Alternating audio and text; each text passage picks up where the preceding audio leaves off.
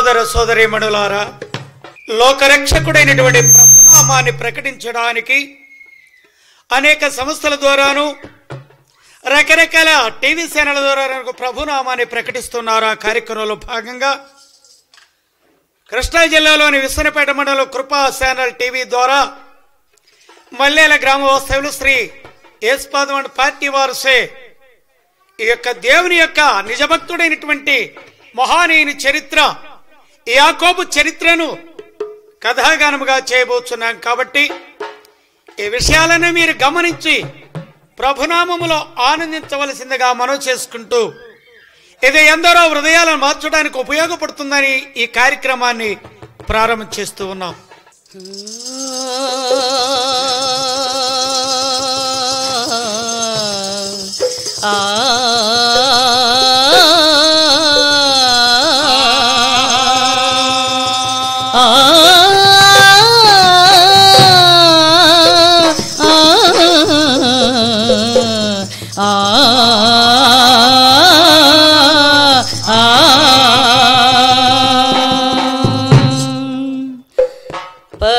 పరమయుగేంద్ర పాపులకు పరమమిత్ర, దురిత సంహార నర రూప మరియ పుత్ర, కరమోక్షినికేయ కమలదళం ఆరతింతుము గై కొనుమా ఆత్మరూపా.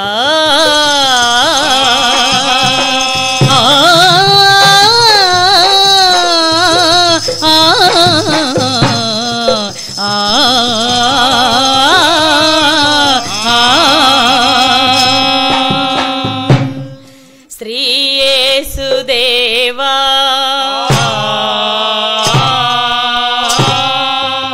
సకల శరాశర సంరక్షక, నీదు గానమునరింతుమయ్యా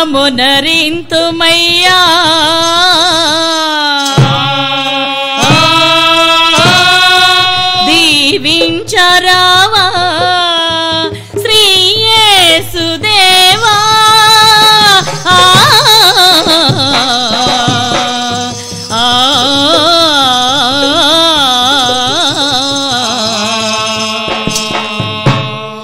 అడుగుచునుంటిమి దేవా కడుదయా తోడ మమ్ముగా వరవా దేవా.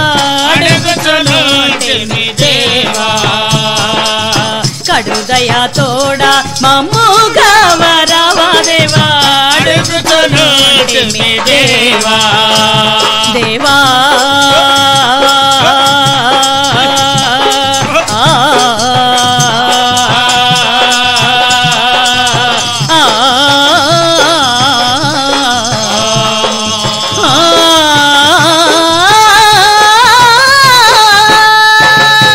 మాదు స్వరములు ధారణముగను పలకే సుమయా దేవా. మాదు స్వరములు ధారణముగను పలకే సుమయా దేవా. పాటయందున అన్నిట నీవయ్యాలకించుమా, అన్నిట నీవయ్యాలకించుమా. నీదు వాక్యమున ఎల్ల ప్రజలకు సాటి చెప్పగా పూనుకుంటివి. అడుగుచునుంటిమి కడుదయా తోడ మమ్ముగా వరవా దేవా. అడుగుచునుంటిమి దేవా దేవా.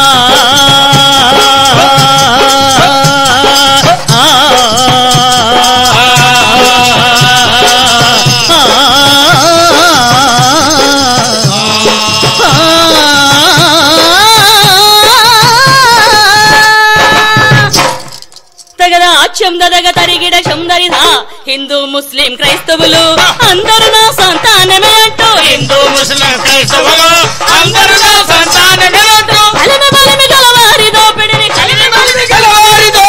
కలము విప్పి గర్జించిన జనని మాతానికి వందన, మాతానికి వందన. నీకిదే వందనం చందనగ తరిగిడ చందనిధ అయ్య కనకడ ప్రావీణులారా కరిగి బొమ్మండతో సుగనల్లారా ఉక్కిడ పురాణం పెరిగాదే అది బొబ్బిలి మారి యుద్ధము కాదు కనిపించే రాసిన కథ ఇది కాదు రాష్ట్రాలందుల రెక్కలు కావు పన్నటి వీరుల పత్తాలు కావు అసత్య నిందుల అసలే లేదా అంటే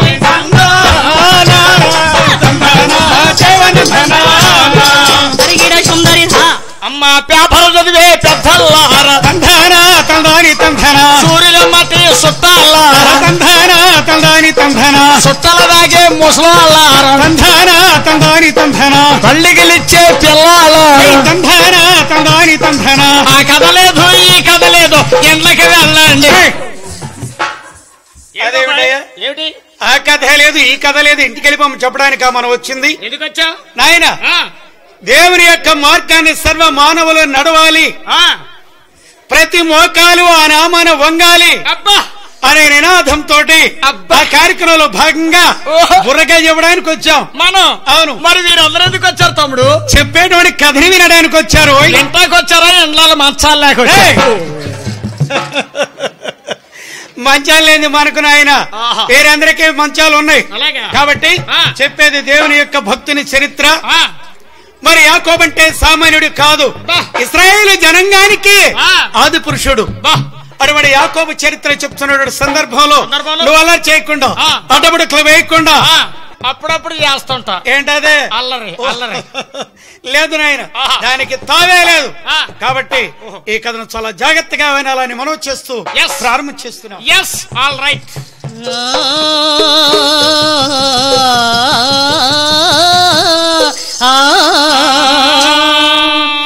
తగదా చందదగ తరిగిడ చందరిరా వినరా ఇశ్రాయేలను కథను వివరముగానేవో.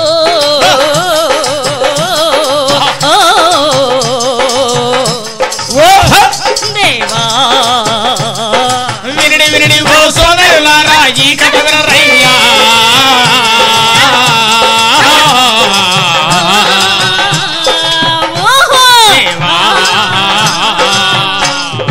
ఇసాకు భార్య రిబ్కాకేమో ఇద్దరు కొడుకులురా.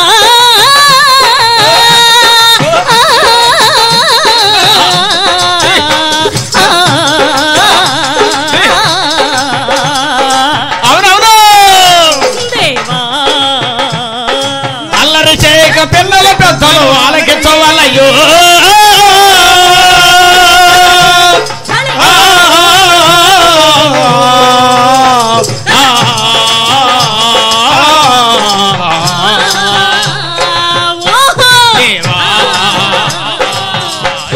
పెద్దవాడు ఎర్రని వాడు రోమము గలవాడే.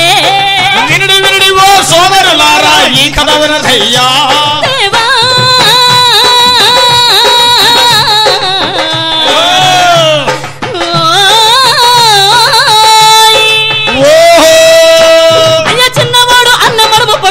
బయటకు వచ్చాడే. వినడి వినడి ఓ సోదరులారా ఈ కథ వినరయ్యా. చందదగ తరిగిడ చందరిధ తల్లి మాట విని తండ్రిని ఏమో మోసం చేశాడే. అన్నకు అన్యాయంపు చేసి దీవెనలు పొందినాడే. చందదగ తరిగిడ చందరిధ అయ్యా అన్నకు తెలిసి అచ్చడి నుండి పారిపోయినాడే.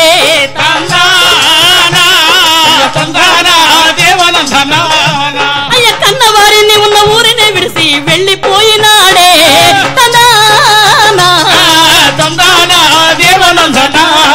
దేవదే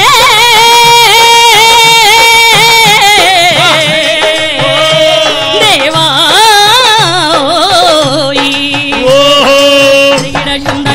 ఏమిటమ్మా నాయనా, ఆది కాలపు దైవ భక్తుడు అబ్రహాము గారి సంతతి నుంచి వచ్చినటువంటి యాకోబు చరిత్రను గదాగానం చేస్తున్నాం కాబట్టి నాయనా, మరి ఆ ఇస్సాకు గారికి మరి ఇస్సాకు భార్య అయినటువంటి రిబ్కా గారికి ఇద్దరు కుమారులు. అయితే నాయనా, మరి ఆ ఇద్దరు కుమారులు కూడా తల్లి అయినటువంటి రిబ్కా గర్భంలోనే ఇద్దరు కూడా పెనుగులాడుకుంటూ నేను ముందు వెళతానని పోటీ పడి పెద్దవాడి కంటే చిన్నవాడు ముందు రావాలని అన్న మడిమ పట్టుకొని ఇద్దరు ఒకేసారి వెలుపలికి వచ్చారన్నమాట. నేను అత్తాను కావట్లే పొద్దు ఫోటోలు మాటి ఫోటోలు మాడిపడోడు కాదు నాయన. ఇద్దరు ఒక్కసారి జమినించారు కవల పిల్లలు. అయితే చిన్నవాని పేరు యాకోబు, పెద్దవాని పేరు ఏశావు. ఆ ఇరువురిని తల్లి ఒక్కరు తండ్రి ఒక్కరు చెరి ఒక్కనే ప్రేమించి పెంచుతున్నారు. అవును. మన నాలని నడుపు నాశనమేనా నాయనా? మీ ఇంట్లో నువ్వు నడిపాడువా? అంటే మీ తల్లిదండ్రులు సరిగా చూడటం లేదా? ఎందుకు చూడటం లేదు ఒక్కసారి నన్ను ఆలోచన చేసావా? ఆలోచన చేయలే. ఎందుకనంటే నీ ప్రవర్తన బాగుండు.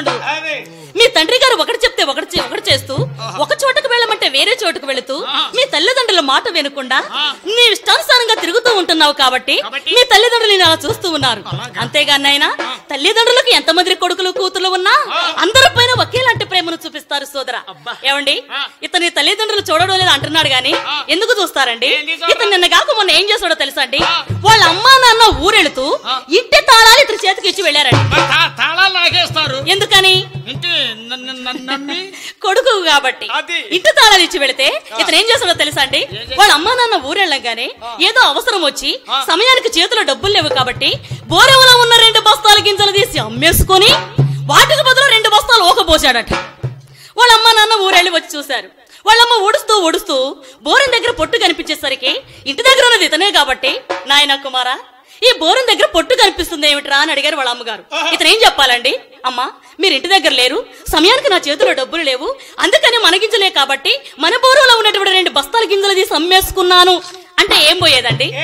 ఏమండి, కొడుకు కాబట్టి తల్లి గారు కాబట్టి 2 తిట్లు తిడుతుంది, లేదంటే 2 దెబ్బలు కొడుతుంది.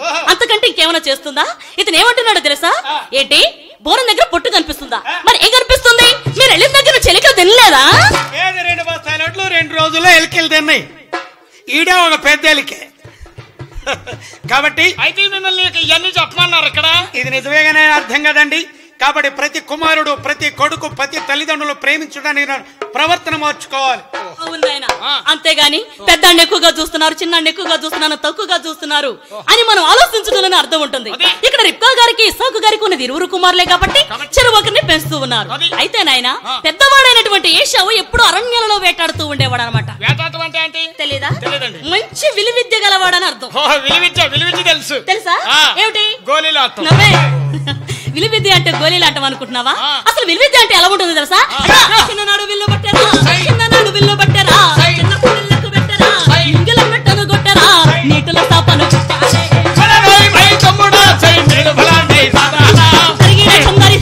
చిన్ననాడే విల్లు బట్టి చిన్నప్పుడు లెక్క పెట్టి నింగిల పెట్టను కొట్టి నీటిలో సాపను కొట్టాడు.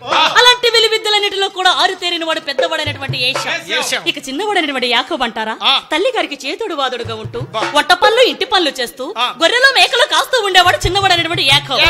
ఈ విధంగానైనా కాలం గడిచిపోతూ ఉన్నది. అయితే తండ్రి గారైనటువంటి ఇస్సాకు గారు వృద్ధాప్యంలో ఉన్నారు కాబట్టి వృద్ధాప్యం అంటే జబ్బు కాదు నాయన, ముసలితనం. కూర్చుంటే లేవలేక, లేచే కూర్చోలేక, కన్నులు కల్పించక అటువంటి స్థితిలో ఉన్నాడు ఇస్సాకు గారు. ఆ స్థితిలో ఉన్నటువంటి ఆ ఇస్సాకు గారికి ఒక చిన్న కోరిక కలిగిందండి. కంగారు? ఇప్పుడు ఇస్సాకు తండ్రి ఇస్సాకు ముసలివాడు అయిపోయాడు. అవును. మరి ఆ టైంలో కోరిక ఏంటి? మానవ జన్మ ఆశాజీవి. పుట్టింది మొదలుకొని చనిపోయే వరకు కూడా ప్రతి ఒక్కడికి ఆశ ఉంటుంది. ఆ ఆశలోనే మోసంలో పడుతున్నాడు మానవుడు. ముసలోళ్ళకి కూడా కోరికలు ఉంటాయి. ఇస్సాకు గారి కోరిక ఏమిటంటే మంచి భోజనం చేయాలనే కోరిక కలిగింది. ఓహో, భోజన కోరిక. మరి నువ్వేమనుకున్నావు? నేను అదే అనుకున్నా. కాబట్టి నాయన పెద్ద కుమారుని అరణ్యానికి పంపించగా తండ్రి మాటను దైవవాక్కుగా భావించి ఏశావు అరణ్యానికి అట్టుకు వెళ్ళిపోయాడు. ఈ మాటలు విన్న తల్లి రిబ్కా చిన్న కుమారుడు యాకోబుని పిలిచి, నాయన నీ తండ్రి నీ అన్న ఏశావుకి దేవుళ్ళు ఇస్తానంటూ నేను విన్నాను. అవి మీ అన్న కంటే ముందుగా నువ్వు పొందాలి. కాబట్టి మన మందలోనికి వెళ్ళి ఒక పొట్టేలను వధించి దాని మాంసం నాకేవో స్వేచ్ఛపరిచి మంచి భోజనం తయారు చేస్తాను, దాన్ని తీసుకొని వెళ్ళు. అన్నే స్వరం చూడగా నా స్వరం చూడగా మార్పుగా ఉన్నది అమ్మా. అంటే నాన్నగారు గుర్తిస్తారు. నీ స్వరం గుర్తిస్తాడని భయపడుతున్నావా? నీ స్వరాన్ని గుర్తిస్తే ఎలా చెప్పు? ఒకవేళ మీ తండ్రి గారు స్వరాన్ని గుర్తిస్తే ఇలా చెప్పు, నాన్న నేను ఎప్పుడు అరణ్యంలో వేటాడుతూ ఉంటాను కాబట్టి నాకు దాహబాధ వేసి అందందు మడుగుల్ల నీళ్లు త్రాగగా, అందందు మడుగుల్ల నీళ్లు త్రాగగా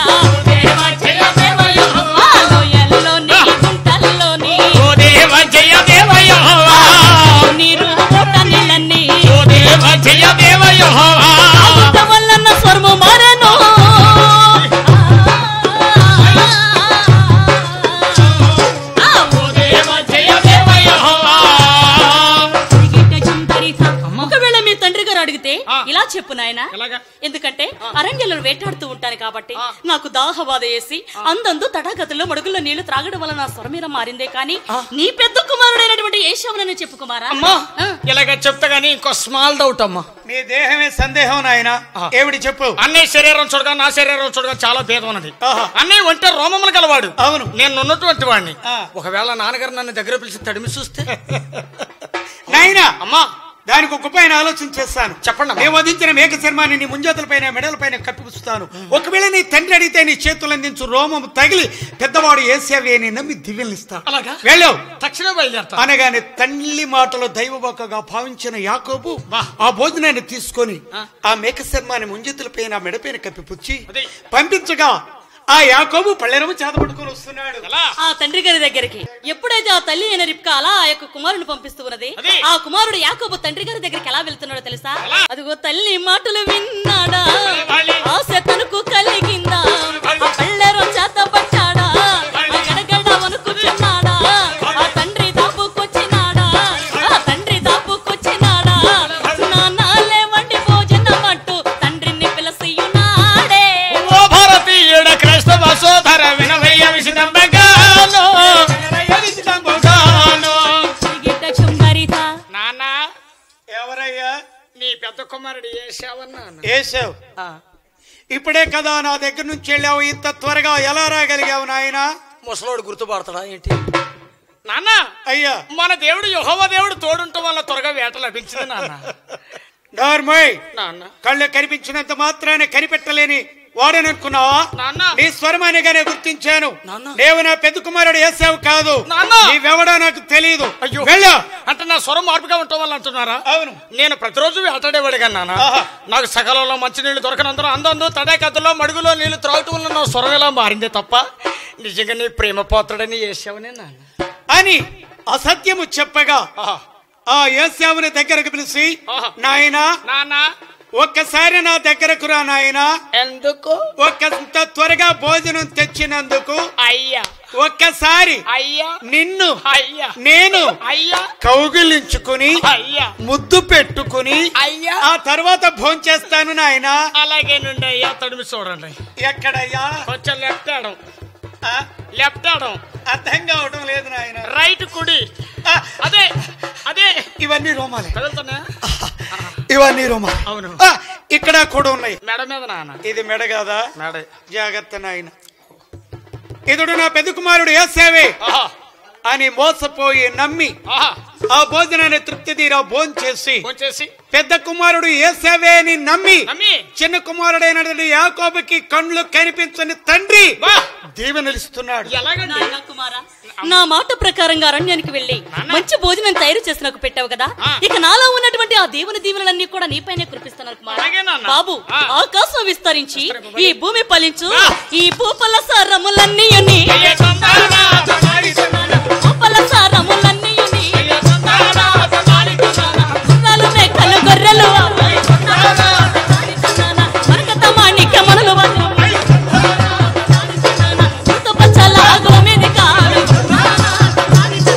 రాజుల కనువలు రత్న కంబళ్ళు ఏది కుదవాలేక ఎదిగిపోదువయ్యా.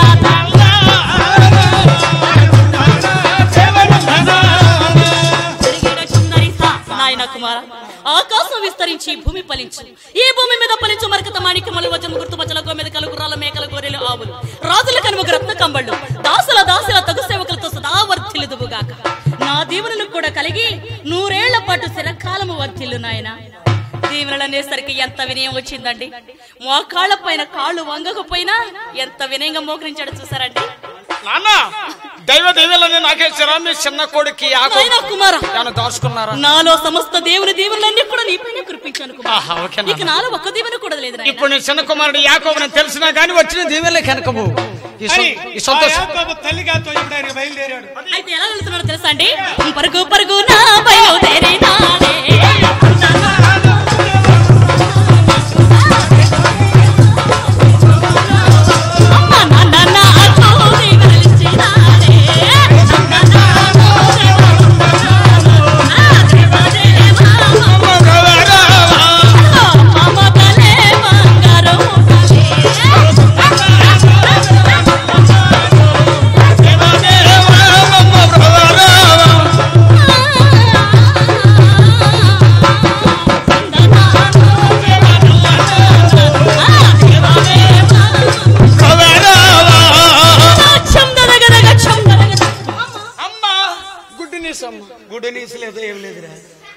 నాయన ఆ విధంగా సంతోషం మానుసుకునే విషయాన్ని తల్లి గారికి చెప్పగా తల్లి కుమారులు సంతోషంలో మునిగి తేలుతున్నారు.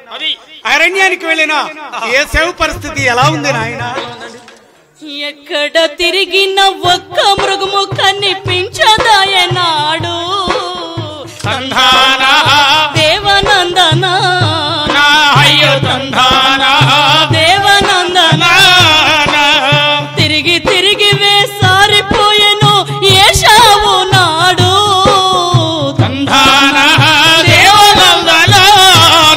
అయ్యో చందానా దేవనందన దేవా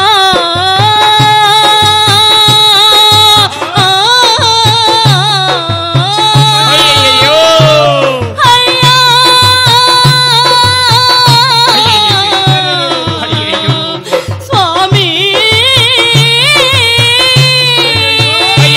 దేవా అయ్యో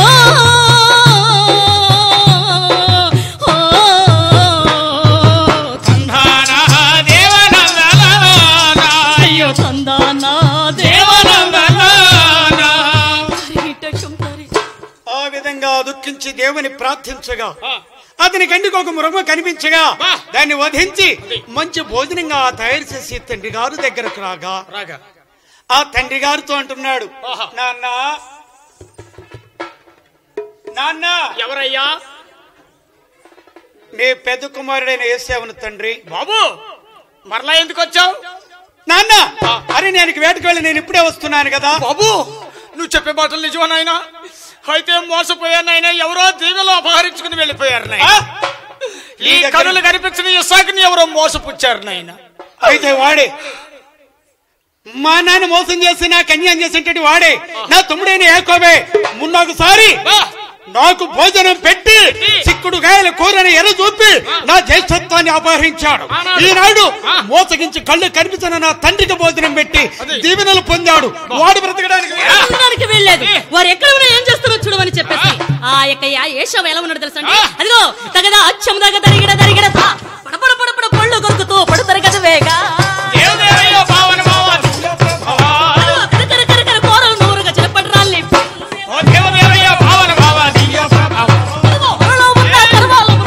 చూశాడే. ఇక్కడ ఎక్కడ యాకోబు వెనుక చూసినా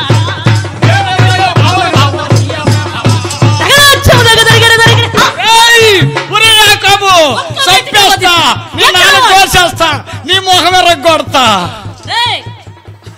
మొహం పగిలిద్ది అంటారు. ఎవరైనా మొహం ఇరిగిద్ది అంటారా? ఎవరినైనా అడగండి, మొహం పగులుద్ది అంటారు. రారా సంపుతా యాకోబుగా దగ్గరకు చంపుతావా? ఆ విధంగా కోపద్వేషం మానుచుకునే తమ్ముడు సంహరించాలని కరబాలాన్ని చేతపట్టి వస్తున్న యేసేవుని తల్లి చూసి ఆ చిన్న కుమారుడైన యాకోబుని పిలిచి, నాయనా నీ అన్న యేసే వస్తున్నాడు, దీవెనలు పొందిన కారణంగా నిన్ను చంపేస్తాడు. కాబట్టి ఇక్కడికి 100 దూరం అన్నాడు. పద్దనారాయణ పట్నం వెళ్ళాలి. ఇప్పుడే బయలుదేరి వెళ్ళాలి. ఎక్కడ తెలుసా? ఇక్కడకు రామడున్నది, పద్దనారమ్మనే పట్నం ఉన్నది. అక్కడ నాకు తమ్ముడున్నాడు. నీకు నిజముగా మేనమామరా. అక్కడకు నువ్వు వెళ్ళమన్నదా?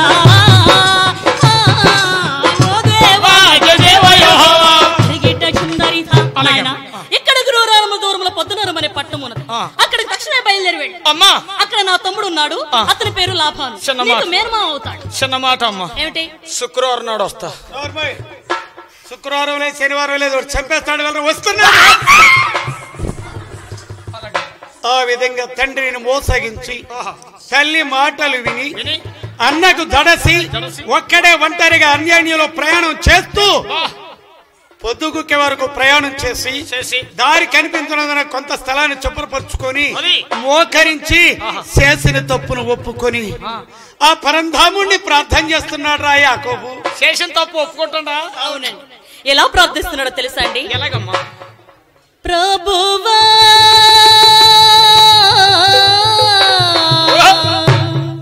కాచితివి ఇంతకాలం కాచితివి ఇంతకాలం చావైనా బ్రతుకైనా నీ కొరకే దేవా చావైనా బ్రతుకైనా నీ కొరకే దేవా నీ సాక్షిగా నేను జీవింతునయ్యా నీ సాక్షిగా నేను జీవింతునయ్యా ప్రభువా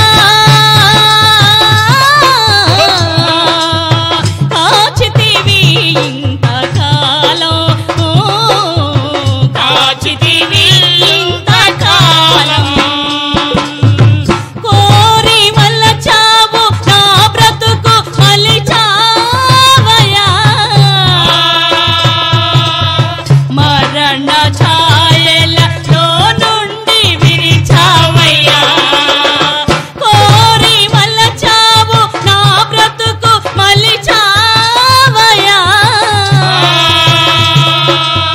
మరణ ఛాయలలో నుండి విరిచావయ్యా నన్ను దీవించితివి మరి పోషించితివి నన్ను దీవించితివి మరి పోషించితివి ఆరా చేతులలో నన్ను చెక్కుకున్నావయ్యా ఆరా చేతులలో నన్ను చెక్కుకున్నావయ్యా ఆ విధంగా పరంధాముడి ప్రార్థన చేసి ఆ చోట నిద్రించగా దైవ దర్శనం కలిగింది. ఆకాశానికి భూమికి నిచ్చెనమైన బట్లను దానితో ఉంటా దేవదూతలు పైకి కిందికి ఎక్కుతూ దిగుతున్నట్లుగా కలగన్నాడు. పై భాగములో నుంచి ప్రభుస్వరం వినిపిస్తుంది యాకోబుకి. యాకోబ్, నీ ప్రార్థన విన్నాను. నీవు చేరు ప్రతి స్థలములో నేనుంటున్నాను. నీవు ఎక్కడుంటే ఎక్కడా నీకు సమస్తమును కలిసి వస్తాయి. కాబట్టి నిన్ను దీవించేవారు దీవించబడదురు, దూషించేవారు దూషించబడతారు.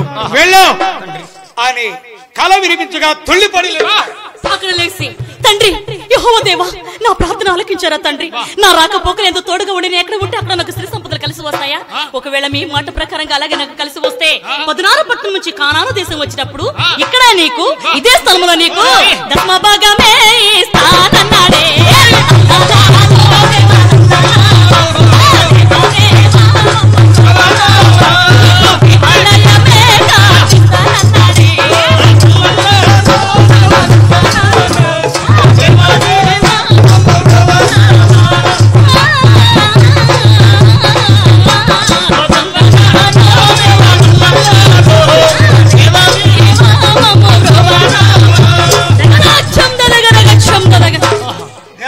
కట్టిస్తానని ప్రమాణం చేసి అచ్చడి నుంచి బయలుదేరి 16 సరిహద్దులకు వచ్చాడు.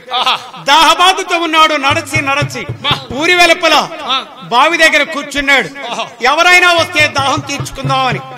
అయితే తెలియని రీతిగా తన మేనమామ కూతుర్లైనటువంటి లేయా రాహేలు తన తండ్రి మందును తోలుకొని బావి దగ్గరకు రాగా వారి దగ్గర సేద తీసుకొని ఆ బండ బావి దగ్గర నీళ్లు త్రాగడానికి వెళుతూ ఉండగా ఆ అమ్మాయిలిద్దరు అనుకుంటున్నారట, అక్క చెల్లి మన ఊరు వారు 10 మంది పడితే త్వరలని ఈ బండని ఇతడు ఎలా తొలగిస్తాడు?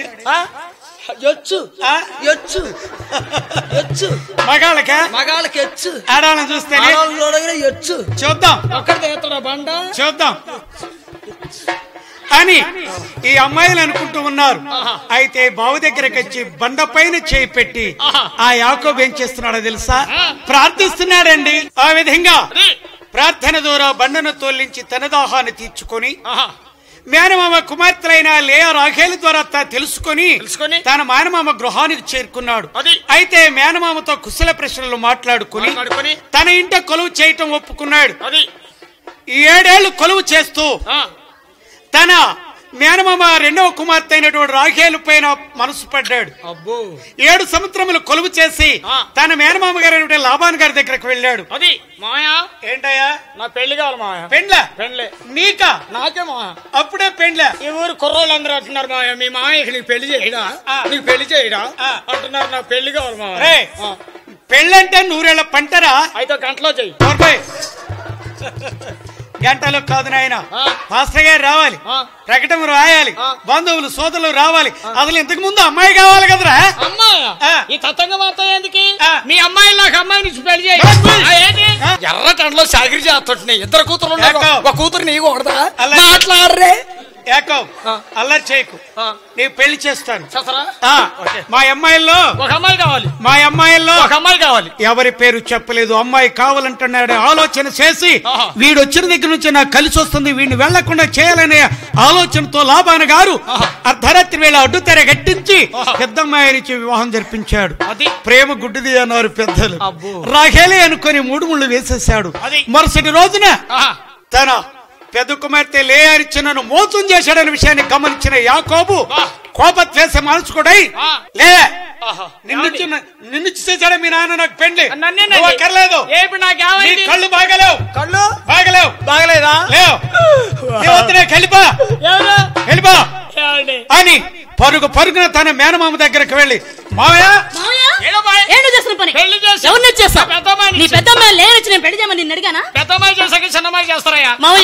నేను ప్రేమించింది పెళ్లి చేసుకోవాలనుకుంది చిన్న కుమార్తె రాహేల్ని. నువ్వు మోసం చేసి పెళ్లి చేస్తావు కాబట్టి మళ్ళీ రెండోసారి నీ చిన్న కుమార్తె రాహేల్ ఇచ్చి నాకు వివాహం చేస్తావా?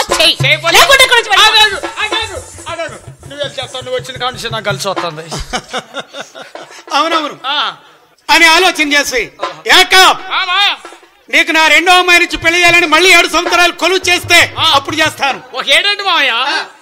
మావయ్య నీ చిన్న కుమార్తె రాహేల్ ఇచ్చి వివాహం చేయాలని కానీ 7 సంవత్సరాలు కాదు, 7 14 ఏళ్ళు కొలువు చేసదాను.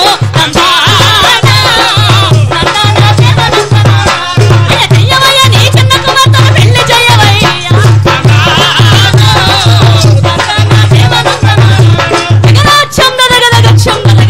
మీ చిన్న కుమార్తె రాహేల్ ఇచ్చి వివాహం చేయాలి గాని 7 సంవత్సరాలు కాదు నాయన, 7 14 ఏళ్ళు కొలువు చేస్తా. అదేంటి 14 ఏళ్ళని కొలువు చేస్తాను? ప్రేమను చోట కష్టం ఉండదు, ప్రేమను చోట నష్టం ఉండదు. అందుకని ఆమె పైన ప్రేమతో 7 ఏళ్లు కొలువు చేసి మరల రాహేలుని వివాహం ఆడుతున్నాడు. ఎలా ఘనంగా చేస్తున్నాడో తెలుసా తన మేనమామ?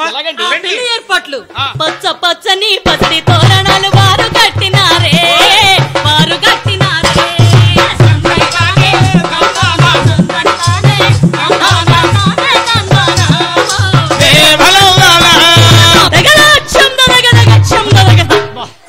ఆ విధంగా గంభీరంగా వివాహం చేశాడు.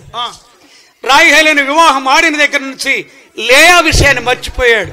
వివాహం అయిందా? అవును. మరి పెళ్ళప్పుడు? పెళ్ళ నా వివాహం అన్న 2 ఒకటేను. రాహేలుని వివాహం ఆడిన దగ్గర నుంచి కూడా లేయమ్మ విషయాన్ని మర్చిపోయాడు. అయితే లేయమ్మ కోపపడదా? నా చెల్లినంటే ఏమిటి, నా బావనంటే ఏమిటి, మా నాన్ననంటే ఏమిటి, పోయేది మా పరువే కదా అని చెప్పి తనలో తాను కుమిలిపోతూ ఉంది. ఈనాటి స్త్రీలు అలా సర్దుకుపోయే స్త్రీలు ఎవరైనా ఉన్నారా? ఎవరన్నారు?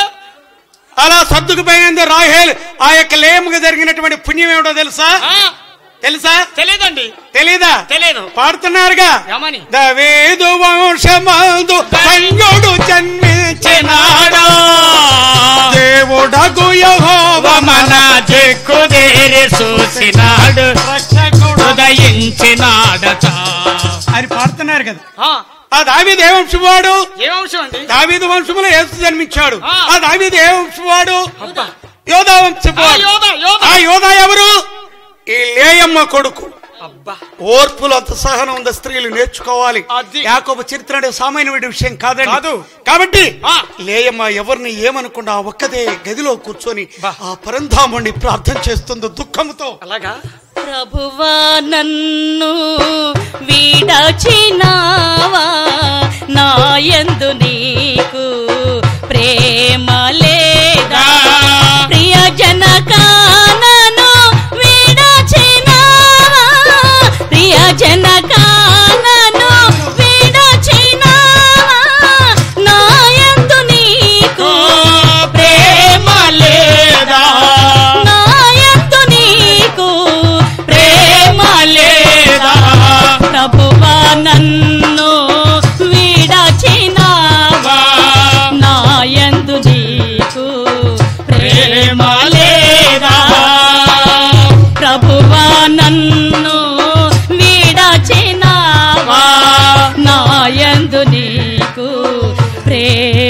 లేదా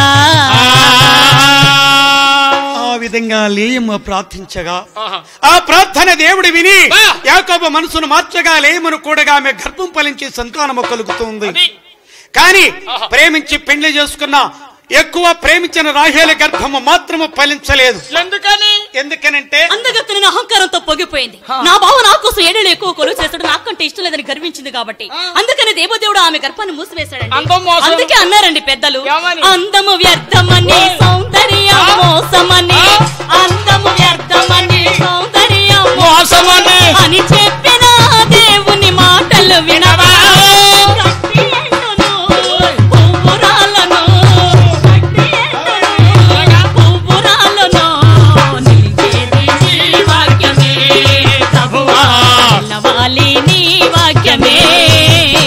అందము వ్యర్థము సౌందర్యం మోసం, గడ్డి ఎండిపోతుంది పువ్వు రాలిపోతుంది, ఎప్పటికైనా నిలిసేది పరిశుద్ధ బైబిల్ గ్రంథములోని పరిశుద్ధ వాక్యమే కాబట్టి అందగత్తెన అహంకారంతో పొంగిపోయిన రాహేలమ్మ తన దాసనుడు బిలహానిచ్చింది, ఆమె గర్భని 20 మగపిల్ల జన్మించారు. లేమికు కోపం వచ్చింది, లేవి దాసనుడు జిల్పానిచ్చింది, ఆమె గర్భని 20 మగపిల్ల జన్మించారు. అప్పటికి ఆ యాకోబు గారికి 10 మంది సంతానం కలిగారు, కానీ రాహేలుకు మాత్రం. అందుకని తన తప్పును తెలుసుకున్న రాహేలు లాభం లేదని ఆ యెహోవా దేవుని ప్రార్థించగా ఆమె గర్భము దేవుడు దీవించగా చక్కని కుమారుడు కలిగాడు. అయితే అప్పటికే 20 సంవత్సరాలకు పైగా కలిసిన యాకోబు తన సొంత గ్రామమైనటువంటి కానాను వెళ్లాలని ఆశతో మామను అడగగా 10 సార్లు మోసగించాడు మేనమామ. తన జీతంలో మందలో ఇస్తున్నటువంటి ఆ లాబాను గారు తన మందనంతా చూసి ఏమైనా సారగలిగిన ఉంటే తోలికెళ్ళవయ్యా, ఉన్నాయండి మంద సారగలిగిన లేవు. అప్పుడు యాకోబు ఒక్కడే అరణ్యములో కూర్చొని దిక్కు లేక నా మేనమామే నాకు అబద్ధం చెప్తే ఇక్కడ నాకెవరు దిక్కు అని దేవాది దేవుణ్ణి కన్నీటితో ప్రార్థన చేస్తున్నాడు. చీకటిలో కూర్చున్న నా స్థితిని చూసి నీవు వెకువ వెలుగు వంటి దర్శనమునిచ్చినావు.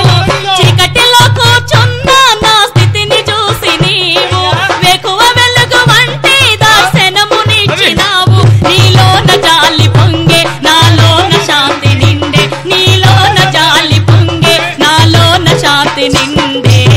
ఎంతగా స్తుతులు పాడినా యేసుని రుణము తీరునా, ఎంతగా స్తుతులు పాడినా యేసుని రుణము తీరునా. ఆ విధంగా ప్రార్థించగా దేవుడిని వెన్నంటి జడవకము వెనకడుకము నీ ముందు వడుసువాడు నేనేనా నా దేవుడు యాకోబుకు సహాయం చేయగా నెరవేని చెప్పిన శుభలను కట్ల చేసి గొర్రెలు మేకలు నీళ్లు త్రాగి నీళ్ళు పడవేగా సారసారలుగా మారినవి. మళ్ళీ పొడలన్నాడు, నల్లయ్య అన్నాడు. ఇలా ఎందుకు యాకోబు మోసగించబడ్డాడంటే ఒకటి గుర్తుంచుకోవాలి వినే శ్రోతలందరూ కూడా, కండ్లు లేని తండ్రిని మోసగించాడు ఆనాడు యాకోబు. ఈనాడు కండ్లుండి కూడా మోసగించబడుతున్నాడు. కాబట్టి జీవితంలో ఏ మనిషి ఎవరిని ఈ కథ ద్వారా తెలుసుకున్న నీతి మోసం చేయకూడదు, ఎవరిని కూడా మోసం చేయకూడదా. ఆ విధంగా తన ఆస్తిని 7,000 మందిని తోలుకొని బయలుదేరి వెళుతూ ఉంటే లాబాను గారు నమ్మక క్రైస్తవుడు విగ్రహారాధికుడు.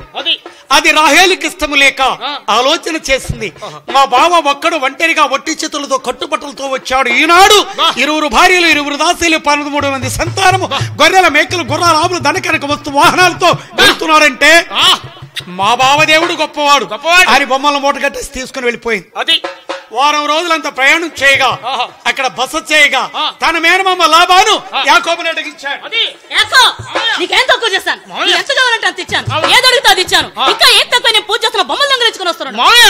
అలాంటి బొమ్మలను కంటితో చూడడం చేతితో తాకిన వాడు పూజ కూడా చేయను. ఏమిటి ఆ విగ్రహాలు నువ్వు తీలేదా? ఒకవేళ మీలో ఎవరైనా విగ్రహాలు తీసుంటే వారి కానాను దేశాన్ని కనులారా చూడకముందే మరణించుగాక.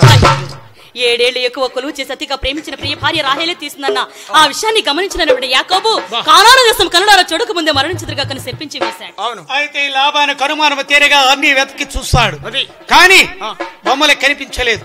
యాకోబు నీవు నీతిపరుడవు వెళ్ళు అని దీవించగా యాకోబు అక్కడి నుంచి ప్రయాణం చేసి వస్తూ మార్గ మధ్యలో తొలిసారి దేవునికి ఆలయాన్ని కట్టిస్తాను 10వ వంతు ఇస్తాను అన్న విషయాన్ని మర్చిపోయాడు. అవును, ఈనాడు కూడా మన వారు మర్చిపోతున్నారు, కష్టాలు అనుభవిస్తున్నారు. ఎందుకు వచ్చినాయి ఈ కష్టాలంటే రావాల్సే వచ్చింది. కాబట్టి యాకోబు ఆనాడు వాగ్దానాన్ని మర్చిపోతున్నాడు. కాబట్టి దైవజనుడు పంపించగా 3 దివారాత్రులు యుద్ధం చేసి యాకోబు తొంటి నరము తెగవేయబడింది. అప్పుడు యాకోబు ప్రభుపాదములు పట్టుకునయ్యా, నువ్వు దైవజనుడవు కాని మామూలు మనిషివి కావు తండ్రి, నన్ను దీవించు అని అరణ్యములో యాకోబు ఎలుగెత్తి ఆడవగా ఆ దైవజనుడు అంటున్నారటండి, దేవునితోని మానవులతో పోరు గెలిసినావు, ఇప్పటి నుండి నీ పేరు మరి మార్చబడునయ్యా,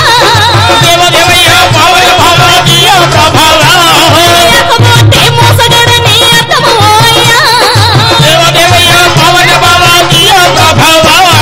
ఇప్పటి నుండి నీ పేరు మరి ఇశ్రాయేలు అయ్యా.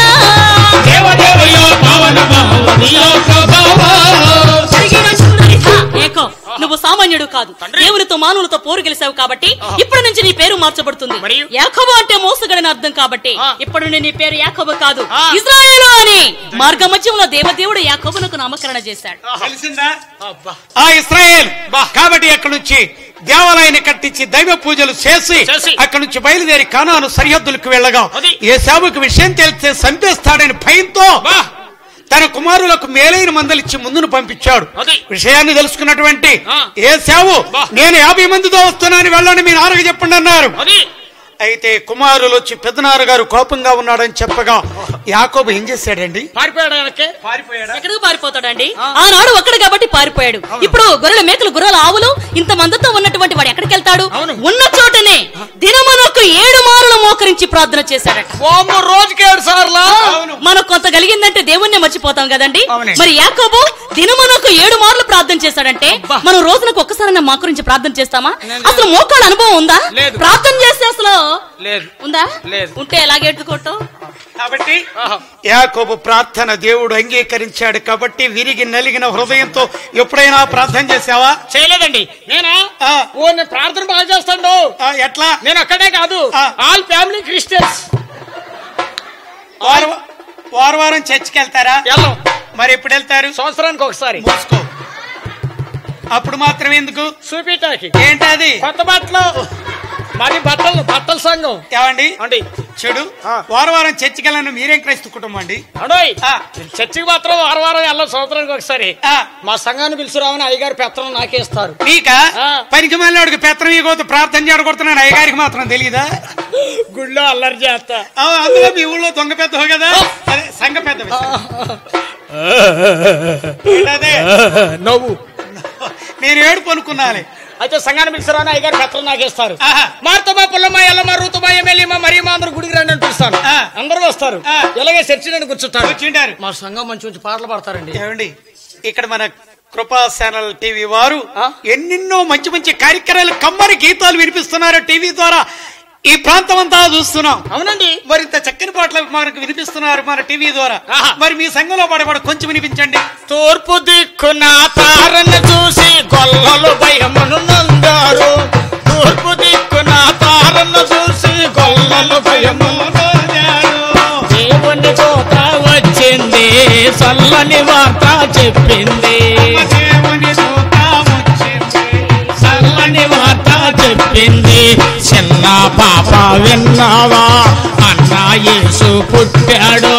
వెన్నెల రేయి వచ్చింది, వెన్నెల రేయి వచ్చింది. అబ్బా నమస్కారం మాస్టర్. God bless. ఏం పాడుతున్నారండి? అవునండి. అయ్యా అసలు మీరు ఇక్కడ ఉండవలసిన వారు కాదండి. నేనా? మీరే. ఎక్కడ ఉండాల్సిన? అయ్యగారి ప్రయాణం. ఎక్కడ ఉండాల్సిన? ఎక్కడ కాదండి, ఎప్పుడో వెళ్ళిపోవాల్సింది. ఎక్కడికి దిగారే? అదే పై లెవెల్కి ఎక్కేంటి? నిలువుగా ఎక్కలేరు కాబట్టి నాయన ఇలా రాకుండా పాటలు పాడితే దేవుడు ఒక మాట అన్నారు, వేషనైనా క్షమిస్తాను గాని వేషధారణ క్షమించనన్నాడు. వేషధారణ అంటే ఏసఐ గారి వెంటే ఉంటూ, ఏసఐ గారు చెప్పేది వింటూ, ఆయన పెట్టేది తింటూ 30 రూపాయలు కమ్ముకున్నాడు. ఎవడ్రా? వాడు ఎలా చనిపోయాడు? కళ్ళ కిందలు ఉరేసు. ఆ సాగు నీకొద్దు.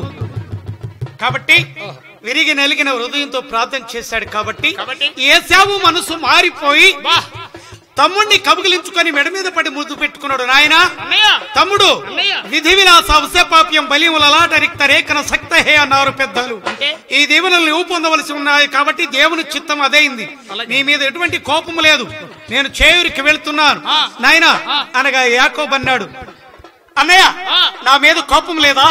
నీ దేవుళ్ళు నేను పొందాను కదా అన్నయ్య అంటే ఏసేమన్నాడంటండి, తమ్ముడు మధుర జీవనాల మాన్యులెందరో మన్నైనారా, ఓహో మనము మాత్రమిట శాశ్వతముగా మనమగలదంటున్నా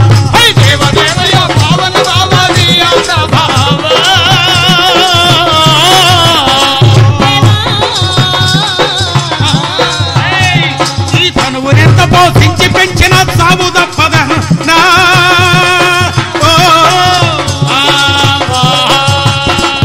మనము చేసిన మంచి చెడ్డలకు మరణము లేదా,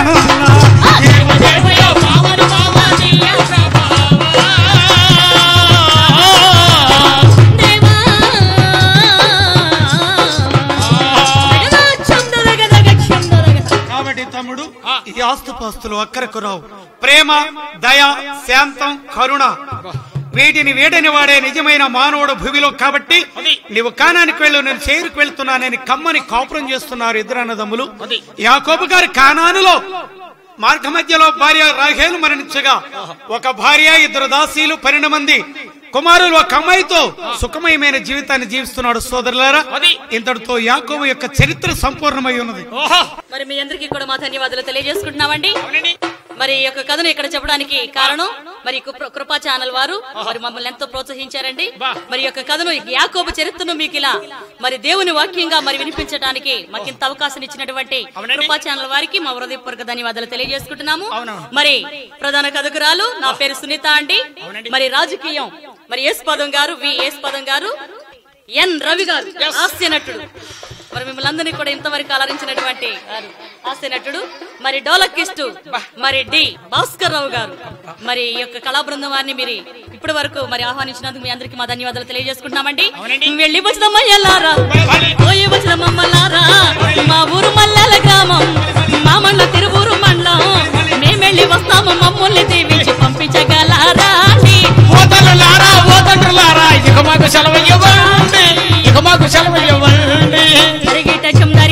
మంగళ మునరింతమో అమాదో హృదయ వందనమిదిగో